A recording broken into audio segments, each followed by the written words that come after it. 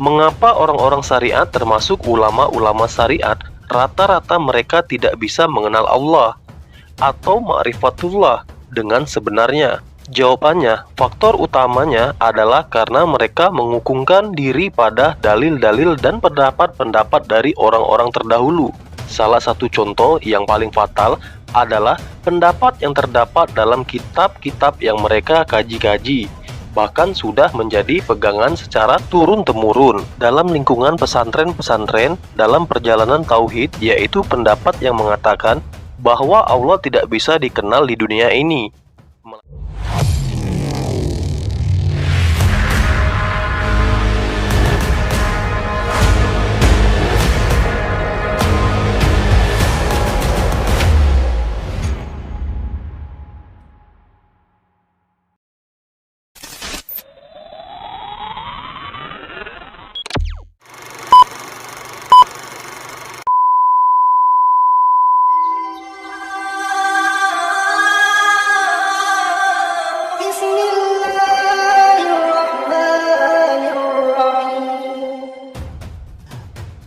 Mengapa banyak orang tidak bisa mengenali Imam Mahdi?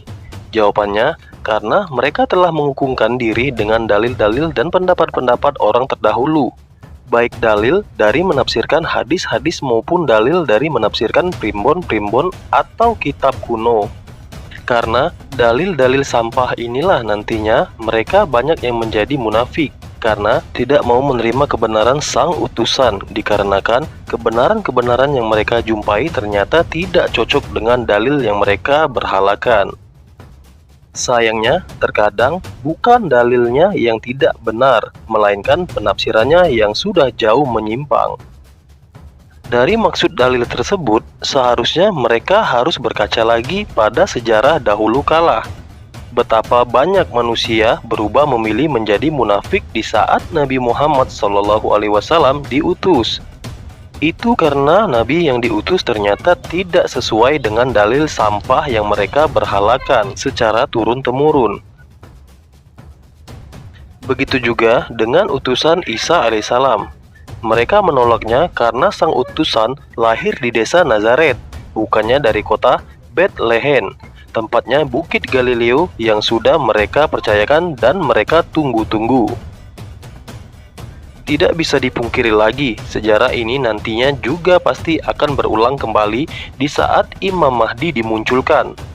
Kebanyakan yang menjadi munafik adalah dari kalangan ahli-ahli agama fuqaha, ulama su atau ahli syariat, para penghafal-penghafal dalil dan para pemuja-pemuja kitab atau pendapat orang terdahulu.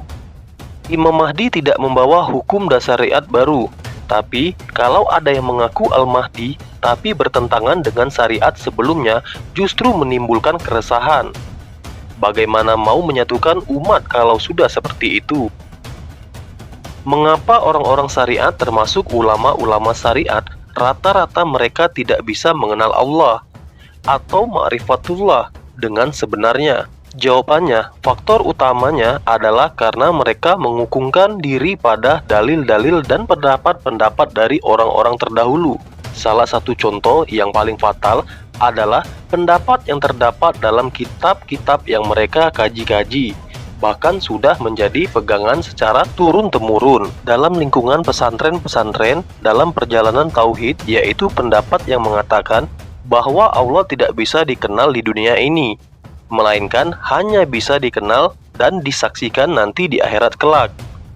Dan pendapat ini, orang-orang syariat meskipun dia sudah dikenal sebagai ahli dalam pengajian, menguasai referensi-referensi, sudah bergelar ustadz, kiai, dan sebagainya, mereka sudah tidak ada keinginan lagi untuk bisa mengenal Allah seperti yang sudah didapati oleh para wali Allah dan orang-orang sufi, dikarenakan pemahaman yang mereka sudah doktrin dengan ajaran kitab, dalil-dalil, dan pendapat yang menyesatkan tersebut. Akibatnya, sampai kapanpun mereka tidak akan bisa mengenal Allah dengan sebenar-benarnya. Bahkan keinginan untuk mengenal Allah sudah tercabut dari hatinya. Itu pula lah yang terjadi dalam hal mengenal Imam Mahdi. Sudah banyak sekali yang menyeleweng dalam menafsirkan dalil-dalil tentang sosok Imam Mahdi. sehingga pegangan dan pemahaman mereka membawa mereka sendiri jauh dari sosok yang sebenarnya.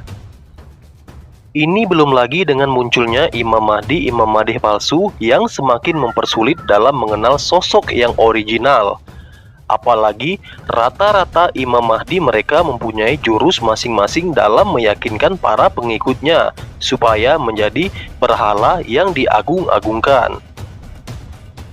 Imam Mahdi itu rahasia besar Allah Subhanahu wa Ta'ala, sekaligus rahasia dan misi besar negara dan Nusantara. Jadi, wajar saja jika tidak banyak orang yang tahu akan rahasia ini.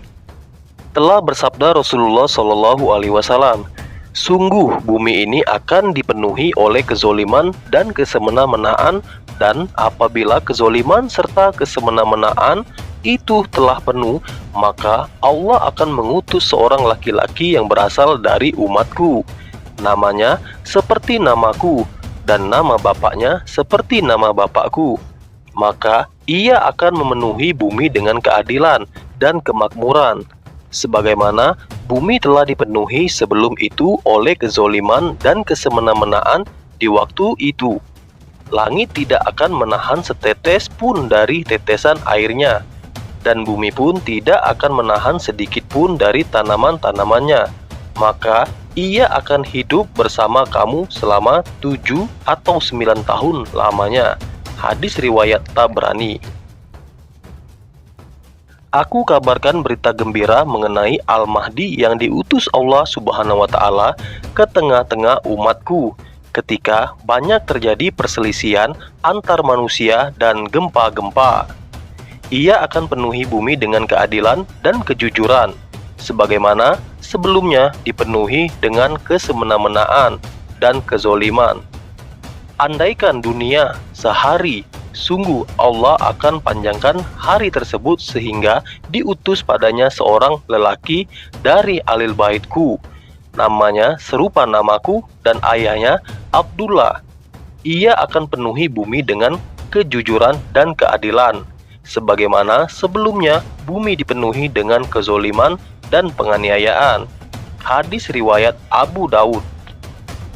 Telah bersabda Rasulullah Shallallahu Alaihi Wasallam, pada akhir zaman akan muncul seorang khalifah yang berasal dari umatku, yang akan melimpahkan harta kekayaan selimpah-limpahnya, dan ia sama sekali tidak akan menghitung-hitungnya.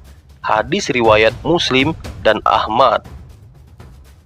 Dalam hadis yang disebutkan di atas, Imam Mahdi akan memimpin selama 7-9 tahun lamanya. Semasa kepemimpinannya, Imam Mahdi akan membawa kaum muslimin untuk memerangi kezoliman, hingga satu demi satu kezoliman akan tumbang, takluk di bawah kekuasaannya. Kemenangan demi kemenangan yang diraih Imam Mahdi dan pasukannya akan membuat murka Dajjal, sehingga membuatnya keluar dari persembunyiannya dan berusaha membunuh Imam Mahdi serta pengikutnya. Maka Allah akan menurunkan Nabi Isa yang bertugas membunuh Dajjal. Imam Mahdi dan Nabi Isa akan bersama-sama memerangi Dajjal dan pengikutnya, hingga Dajjal mati ditombak oleh Nabi Isa di pintu Lut dalam komplek Masjid Al-Aqsa. Mungkin itu saja yang dapat kami sampaikan. Semoga video ini bermanfaat dan menambah wawasan serta meningkatkan keimanan kita semua. Terima kasih, sampai jumpa di video berikutnya. Wassalamualaikum warahmatullahi wabarakatuh.